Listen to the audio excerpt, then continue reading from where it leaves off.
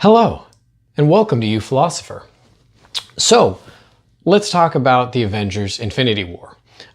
Obviously, I'm a little bit behind, but I am once again finding myself in the midst of moving, so forgive me both for the completely lack of interesting decor behind me and my sitting on the floor.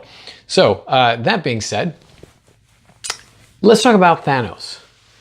There's some interesting question. I've seen people talking about this a little bit, but I certainly find it just kind of interesting in general as to whether or not Thanos is really a villain in the strictest sense. Now, I think one of the first things that we can agree on is that in Infinity War, really the protagonist of the story is Thanos. And by that, what I mean is, I don't mean the hero, I don't mean the good guy, I mean the main focus in terms of a character, the main focus in terms of character development, the person who we're really learning the most about and we're seeing grow and that we're really kind of developing most of the emotional ties with, ends up being Thanos, more so than anyone else in the Avengers. So with that being said, there's a pretty interesting character who develops, right? So he has a specific mission. It seems as if that mission is one that may not be motivated out of the purest possible evil that it seems to be, right? He wants to kill half of the people in the universe. That sounds pretty evil, but then we find out why. Well, he thinks there needs to be a balance. Okay, there's a little bit of trying to understand maybe his justification there. So he's very wrong-headed and he has this crazy idea of balance. But then we learn about his home planet and that people wouldn't listen to him when he came up with this idea for how they could save themselves. And because they didn't listen to him, and he has a very fair proposition, right? It doesn't really matter who you are or who you're born to or how much money you have, right? Basically a lottery.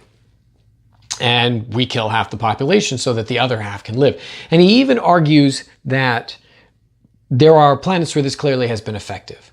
In, for instance, Gamora's case, her home planet is now a paradise, apparently. So how bad can this guy really be? He's trying to address a problem of overpopulation that he sees. It seems difficult to be able to articulate that universe-wide, but he's seen it at least in terms of individual planets. And so, thusly, by snapping his fingers, he's solved that problem for potentially millions of worlds. So what does this all mean? How villainous is Thanos?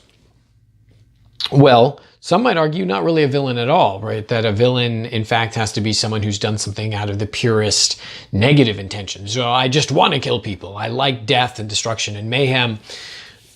But this doesn't seem to be his motivation. So is he really that bad? And in fact, we might even wonder how bad of a father is he really? Because we see that in order to acquire the Soul Stone, he has to give up that which he loves the most. And, well, what does he give up? He gives up Gamora. And so giving up something that he genuinely loves is the only means by which to acquire the Soul Stone. So he must actually love her. So now we have a character who is perhaps misguided at worst. He does something that's really tragic, but with laudable ends, laudable intentions, and he's, in so doing, he might actually have even laudable consequences. Maybe a lot of planets are going to be a lot better off, so on and so forth. And we see that he truly does love his daughter. So despite how harsh he is and his kind of seeming lack of willingness to engage her in loving or gentle ways, this is someone who saved her, turns her away from seeing the death of half of the population of her planet, and is answerable to her in the end. So after he snaps his fingers, he is asked what it cost, and he replies, it cost everything. So now we see someone who, in the end, has sat down to watch the sun and just finally kind of be at peace, knowing that he's done the right thing that no one else can understand. So how truly villainous can he be? Well, I'm going to argue very. And the reason why I'm going to is in part because At first, it seems like it's easy to see Thanos as a villain. So the perhaps more in-depth argument is the one that you can give where he isn't really the villain, right? Where I sit down and I talk to you about, well, look at the things that he's trying, both his intentions and the consequence might come out better. He seems, we have empirical evidence to the fact that he loves Gamora. So how truly bad can he be? Well, I think we're looking at someone here who is also pretty obviously painfully selfish. So leaving aside for the moment that he decides to kill half of the universe, maybe we give that to him. We say, oh, well, he has this misguided sense of balance, or even maybe not even that misguided, right? Lots of people are going to be in now resource-rich worlds just by default. So maybe he ends up even doing kind of a right thing for kind of a right reason, and he's willing to make the ultimate sacrifices in order to do so, right? He loses family. He loses friends. He is left without anything. What's the cost? Everything. Well, I'm just going to call baloney on that one. One thing that I'm going to argue is that it seems to me relatively clear, and I think Loki sees this, that what Thanos wants is power. Now, we might argue, well, but he wants that power for this laudable end. But Loki straight up tells him, you will never be a god. Because it's gods who have that kind of power. And when I say that kind of power, I don't mean just the ability to, say, snap their fingers and do something that it seems to take omnipotence to be able to do. I mean the power to make the decision about life and death.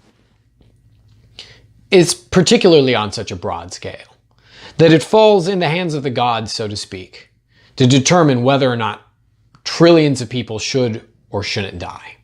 That it's left to them. And so the one thing that kind of tickles my brain a little bit is that notice then when half the population dies, well, there should be theoretically, I would think, a 50-50 chance that Thanos himself would die. Now, some people I think are going to argue fairly cogently that, well, obviously he can't because he's the mechanism by which it's happening. So maybe there's some sort of paradox involved, right? If he ceases to exist at the moment that half the population is killed, right, the mechanism wouldn't work. But I'm not entirely convinced of that. My intuition is, and this isn't something I can prove, but my intuition is that given the choice, Thanos would choose to live. Wait a minute, I kind of can prove it. Because if we look at the scene in which Thanos has to give up that which he loves, that is the point where we're supposed to go, oh, this guy actually does love someone. Maybe he's even kind of doing it for her. So in this twisted way, he's killing Gamora to do the right thing for her. In other words, for a universe that belongs to people like her and for children like her. What a noble enterprise. But I think that a truly loving father gives the gauntlet to Gamora and then throws himself off. I mean, think about it for a second. He really believes in his cause, right? I mean, really believes in it. He's willing to give up everything for it. Really believes in his cause. What better way to convince the person who you really believe is supposed to understand? Right? Your child, the person that you want. He even says that he wanted to see her sitting in that chair someday. Well, clearly not that badly. Well, what better way to demonstrate to her his complete and total commitment to this idea that no, it's 50-50. It was him and Gamora. 50-50 chance. Now we might argue, well, but it's something along the lines of what you love the most. And so he gives up the thing that he loves the most. Well, maybe. But it seems to me that, well, A, we could argue that he's still giving up, if Gamora is actually what he loves the most, then in killing himself, he's still losing her. And I'd like to argue that the Soul Stone might be willing to make a little exception in that regard.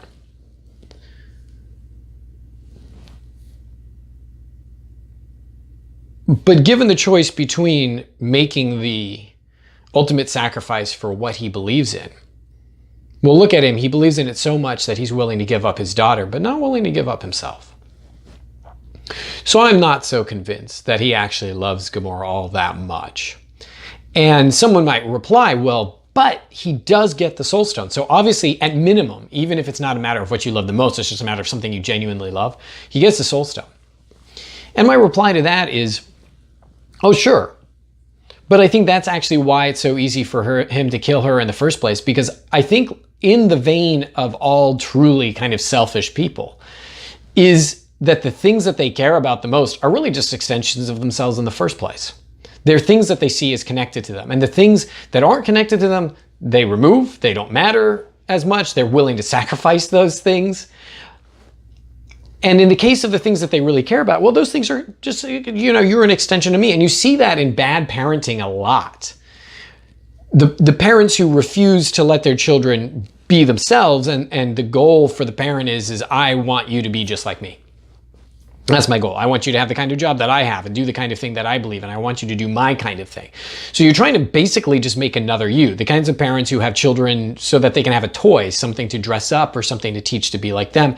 Not something to love unconditionally. Not someone to love unconditionally.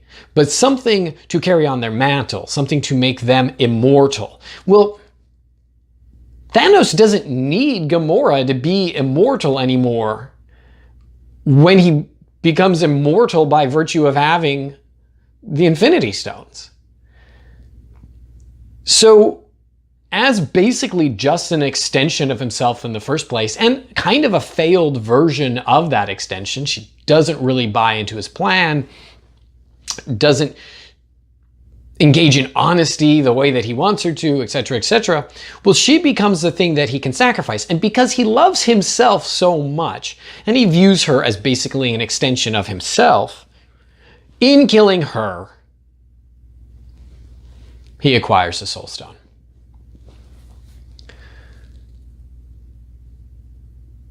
But how much more powerful would it have been? How much greater an act of belief, faith, trust, and love would it have been for him to hand Gamora the gauntlet and say, I believe that you're going to do the right thing. I think when you see the sacrifice that I'm willing to make, you'll be willing to make the same sacrifice because this is this important. But it's 50-50, and given the choice, I choose you. And then sacrifices himself. At that point, I can't even help but think that there's a genuine possibility that Gamora might be kind of convinced that she would feel somewhat obligated to follow in her father's footsteps. And there would be no question, no question whatsoever of how deeply her father loves her. Because on one hand, yes, it does seem to be the case that love is a way of viewing people as kind of an extension of ourselves. Now, when we love other people, we're kind of when bad things happen to them, it's kind of a bad thing happening to us. We're bringing them into our identity, that there's a relational quality here.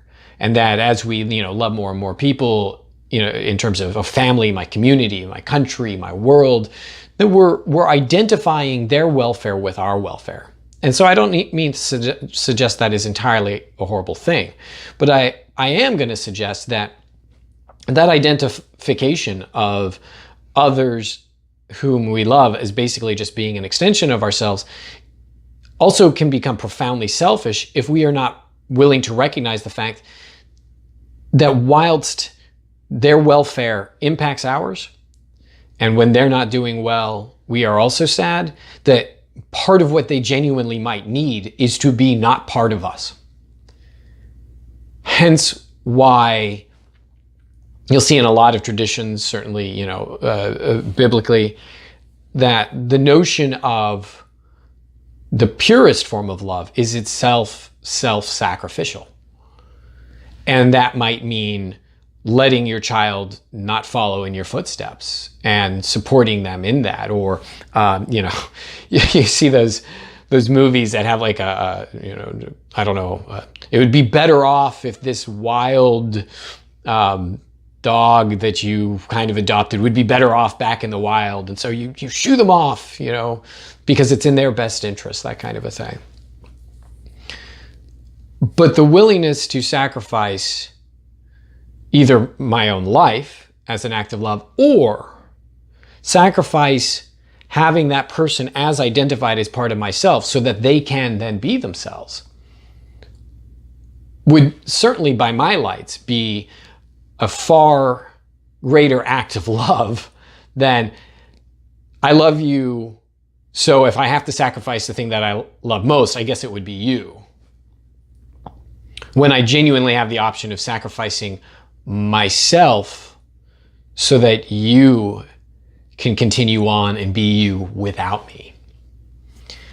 So I'm not really all that moved by Thanos. I think he, like many of us, I know that I certainly do this on occasion, is justifying actions that are really about him and his power and the way that he wants to be remembered. And we notice that he even says to Gamora that he is not willing to miss an opportunity again, that he had a chance to achieve his greatness in a sense, and he's not willing to miss his fate. And that